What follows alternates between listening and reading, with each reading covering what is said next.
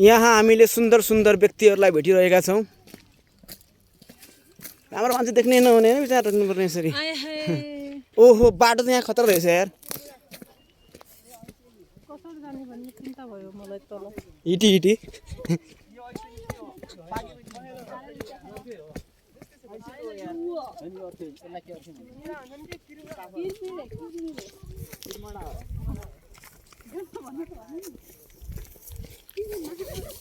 ल माछा माछा भ्यागुत्ता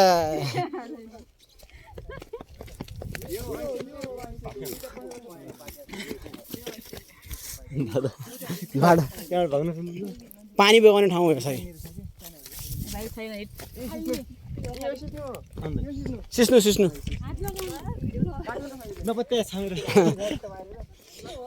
दुब्लाउनको लागि सिस्नु खाऊ तिमी। दुब्लाउन सुकाएको सिस्नुको तर हल्का लेदो बनाएर खाने राम्रो छ।